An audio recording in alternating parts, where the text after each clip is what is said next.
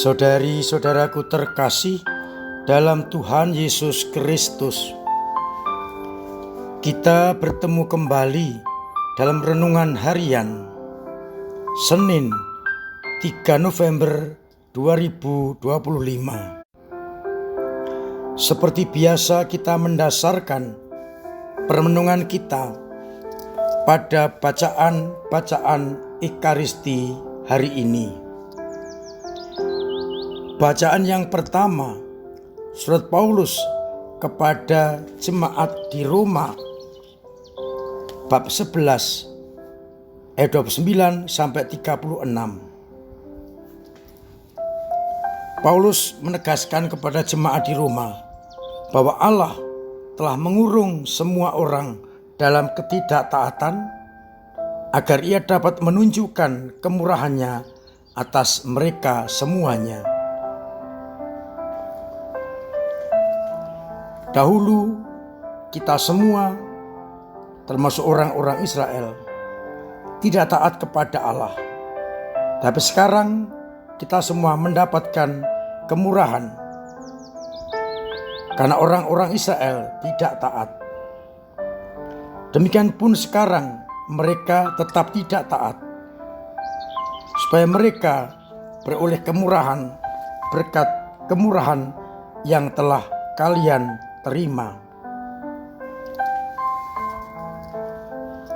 Sebab dengan membiarkan orang dalam ketidaktaatan, Allah menunjukkan kemurahan hatinya atas semua orang, termasuk orang Israel dan kita semua. Alangkah dalamnya kekayaan, kebijaksanaan dan pengetahuan Allah, tak terselami, tak terhampiri. Maka kita diajak untuk selalu mengarahkan hidup kepada Allah. Sebab segala sesuatu berasal dari Allah. Bagi Dialah kemuliaan untuk selama-lamanya. Paulus mengingatkan kepada kita betapa Allah mengasihi kita. Sedangkan Injil Lukas bab 14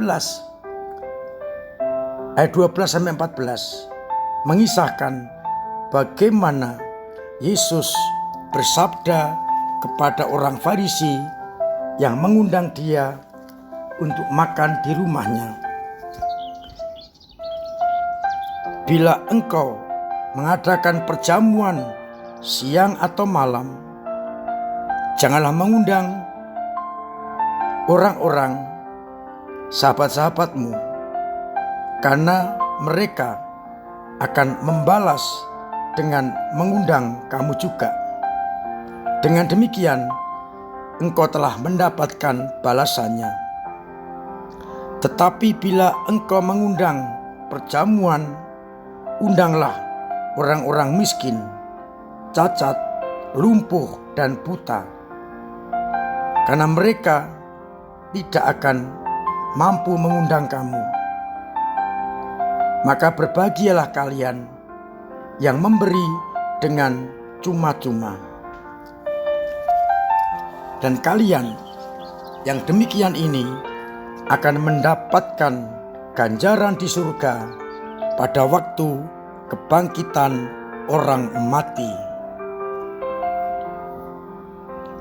Saudara-saudaraku terkasih, dalam bacaan yang pertama Paulus menegaskan betapa Allah itu Maha Pengasih, Maha Penyayang, penuh kasih karunia. Orang-orang yang tidak taat, orang-orang yang jatuh dalam dosa, tetap diberi kasih karunia asalkan mereka bertobat kembali kepada Allah. Justru karena ketidaktaatan kita, Allah bisa menunjukkan kasih-Nya kepada umat manusia. Tentu harapannya orang bertobat dan kemudian kembali taat kepada Dia yang empunya kehidupan. Allah Maha Murah, Allah Maha Baik. Allah menunjukkan kasih setianya kepada orang-orang sekalipun tidak taat. Kalau mereka bertobat juga akan diselamatkan. Lewat ego-ego kita memberontak terhadap Allah, sehingga kita mengikuti kehendak kita sendiri. Kita tidak taat kepada kehendak Allah. Maka sekarang tugas kita adalah mencoba meninggalkan itu semua dan kembali taat kepada kehendak Allah. Kita tinggalkan ego-ego kita agar akhirnya kita boleh taat dan boleh mengalami kasih karunia Allah. Dari bacaan Injil, kita diingatkan oleh Yesus agar kita tidak mengikuti paham do udes. Saya memberi supaya engkau memberi. Pemberian dengan menantikan balas jasa tidak ada gunanya. Karena kasih Allah itu seperti hujan yang turun dan tidak pernah kembali ke langit. Kasih Allah tidak mengharapkan dari manusia balasan, hanya satu yang diinginkan, yakni setia kepada Allah. Kalau kita memberi dengan harapan dan dengan pikiran kita nanti akan mendapatkan, itu bukanlah kasih, tapi itu adalah doudes.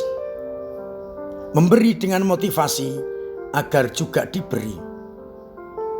Menantikan balasan duniawi yang tidak akan lama. Kalau kita memberi, motivasi kita adalah menyalurkan rahmat Allah, kasih Allah kepada sesama. Jangan ada embel-embel supaya ini, supaya itu. Maka saya bersyukur bahwa dalam rangka bulan misi, panjenengan memberikan dengan tulus untuk para misionaris MSF. Meskipun hasil tahun ini jauh dari tahun yang lalu.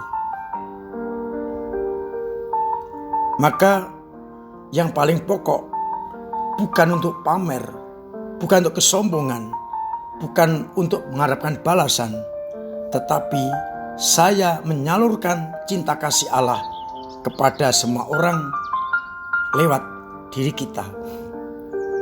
Maka biarlah Allah yang membalasnya dengan rahmat-rahmat yang kita perlukan. Sekali lagi, motivasi ketika kita memberi hendaknya untuk menyalurkan, menunjukkan kasih Allah kepada sesama dan bukan untuk mencari balasan, pujian yang membuat kita menjadi sombong. Mari kita lihat kembali, kalau aku membantu, apa yang saya pikirkan? Apakah mencari balasan? Apakah mencari pujian? Ataukah kita ingin menyalurkan rahmat Allah lewat kita yang diberi rezeki? Sekali lagi, kita diajak untuk memberi dengan motivasi yang tepat, yakni menyampaikan kasih karunia Allah. Tuhan memberkati kita sekalian. Amin. Marilah kita berdoa. Bapa yang penuh kasih, kami bersyukur kepadamu. atas sabdamu yang menyadarkan kepada kami bagaimana kami memberi, bagaimana kami harus taat kepada kehendak-Mu. Biarlah kami berani mengubah diri kami agar sesuai dengan kehendak-Mu. Maka kuatkan iman kami yang kadang lemah, kadang jatuh, kadang mandek, bahkan kadang hilang. Terus tumbuhkanlah iman itu, perkokoh, agar akhirnya kami tetap memiliki iman yang tangguh, iman yang kuat, iman yang mendalam. Semoga umat-Mu yang sakit Engkau sembuhkan, yang punya beban berat Engkau ringankan, yang punya persoalan Engkau bantu untuk mengurai, yang punya ekonomi Engkau bantu usahanya, agar akhirnya dalam situasi apapun kami tetap berpegang pada kehendak-Mu dan menyadari kasih setia-Mu. Untuk itu sertai kami dengan berkat-Mu sendiri, Bapa dan Putra dan Roh Kudus. Amin. Saudara-saudaraku terkasih, tetap saya ingatkan agar kita memiliki pola hidup yang sehat.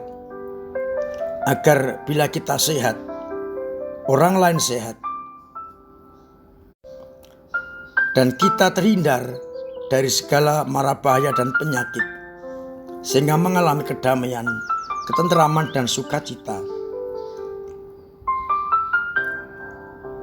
Atas nama Tarekat MSF, saya mengucapkan terima kasih atas partisipasi panjenengan di dalam karya misi dengan pengumpulan amplop-amplop misi. Meskipun hasil tahun ini jauh dari tahun yang lalu, nanti malam atau besok pagi akan kita kirim ke Ekonum. Panjenengan yang masih mau memberikan dananya, ditunggu sampai nanti malam.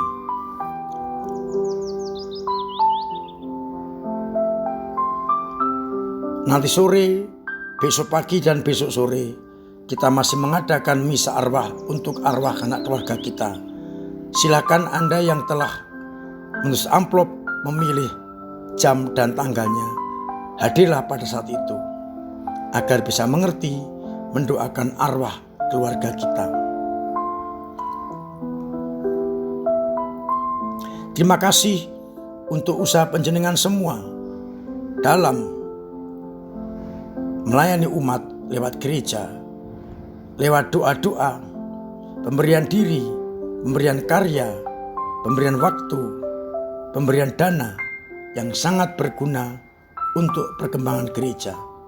Mudah-mudahan kita semakin mampu untuk hidup sesuai dengan kehendak Allah dan memajukan gereja kita.